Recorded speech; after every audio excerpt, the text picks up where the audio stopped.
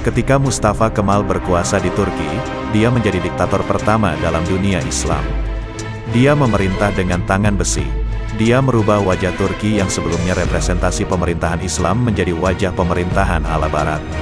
Hal ini adalah sebuah prestasi yang luar biasa bagi Barat karena hambatan terbesar bangsa Eropa adalah Khilafah Turki Utsmani.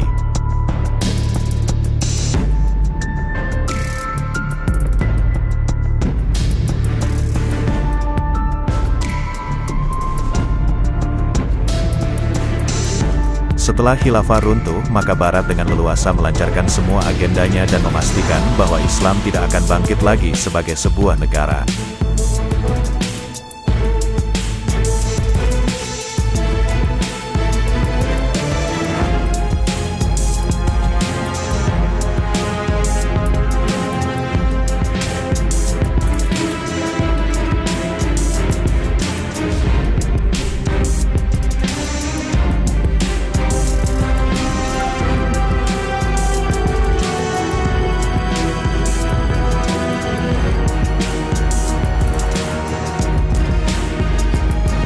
Habis semua umat Islam dalam genggaman tangannya.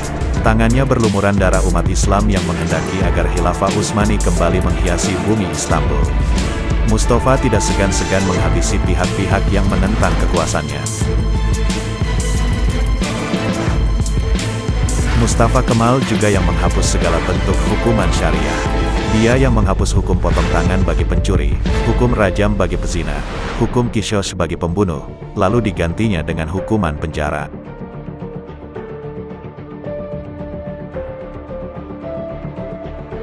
Tak hanya itu, Mustafa Kemal juga menghapus hukum waris, menyamaratakan ahli waris laki-laki dengan ahli waris perempuan, menghapus hukum hijab bagi muslimah, mengubah Masjid Hagia Sophia menjadi museum, kalimat azan diganti menjadi bahasa Turki, menggalakkan minum-minuman khamar di tempat umum, dan menjadikan majelis-majelis ilmu kemudian menggantinya dengan tempat-tempat lokalisasi pelacuran dan diskotik.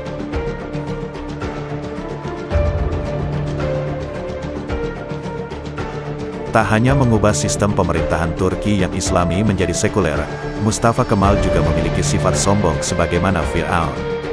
Dalam suatu kesempatan, Mustafa Kemal berpidato di hadapan para tentara eks-tentara Khilafah. Dalam pidatonya itu, Mustafa Kemal membanggakan dirinya dengan berkata, "Kini sekarang siapa yang berkuasa, aku atau Tuhan?" Dengan perasaan takut, para tentara itu serentak mengucapkan, "Andalah Paduka yang kami takutkan sekarang." Mendengar jawaban dari para tentara itu, senyum kesombongan mengukir di bibir Mustafa Kemal.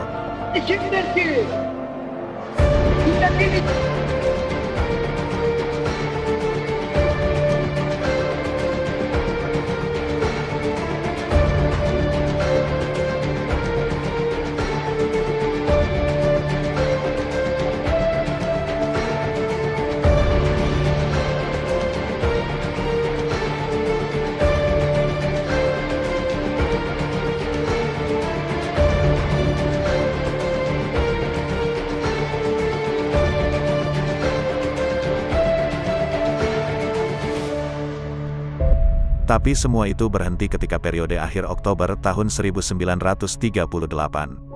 Sang diktator ini akhirnya meninggal. Dia berkuasa selama kurang lebih 15 tahun. Bukan waktu yang sedikit untuk memuaskan segala ambisinya. Saat itu, Mustafa Kemal awalnya menderita penyakit kulit. Namun, Mustafa Kemal menderita penyakit tambahan yakni malaria, liver, dan penyakit kelamin.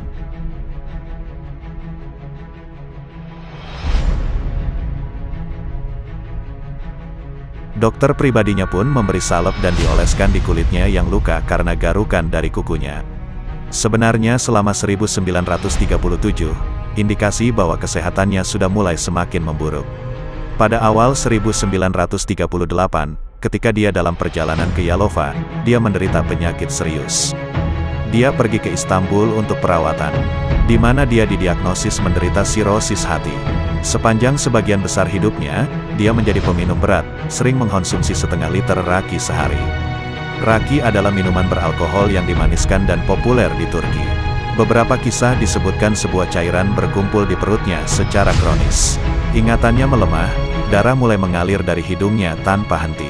Untuk mengeluarkan cairan dalam tubuhnya, dokter pun menusuk jarum di perutnya, tapi hasilnya perutnya membusung dan kedua kakinya bengkak.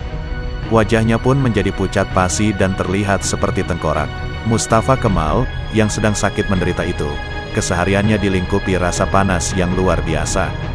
Bahkan, gatal-gatal dari tubuhnya semakin menjadi-jadi, hingga dia merasa tak tahan lalu menjerit sampai terdengar di seluruh istana. Para pekerja istana sangat ketakutan ketika Mustafa Kemal sudah menjerit karena kesakitan.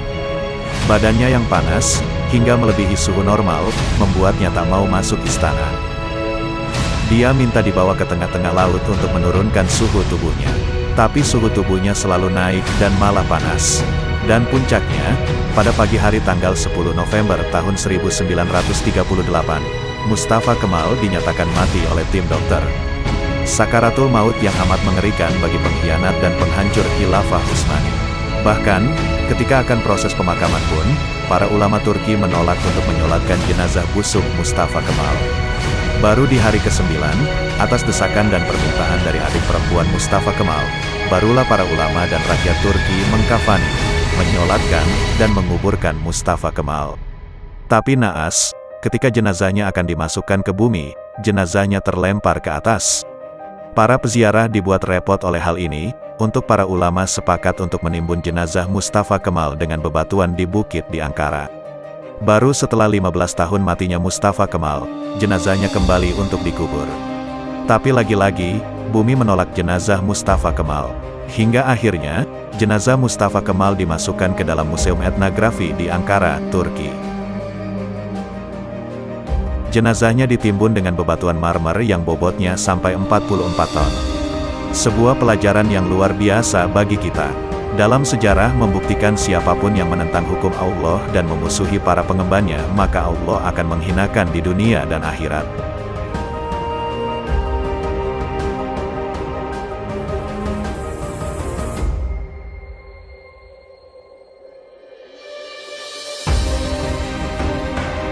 Dan hendaklah engkau memutuskan perkara di antara mereka menurut apa yang diturunkan Allah, dan janganlah engkau mengikuti keinginan mereka.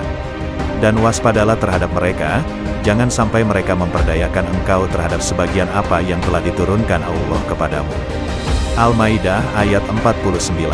Apakah kamu beriman kepada sebagian dari Alkitab Taurat dan ingkar terhadap sebagian yang lain? Tiadalah balasan bagi orang yang berbuat demikian daripadamu melainkan kenistaan dalam kehidupan dunia. Al-Baqarah ayat 85. Sekulerisme adalah sebuah konsep yang memisahkan antara kehidupan dengan agama. Aturan agama tidak boleh ikut campur dalam urusan di tengah-tengah masyarakat. Paham ini bertentangan dengan Islam karena seorang muslim harus terikat dengan hukum Allah.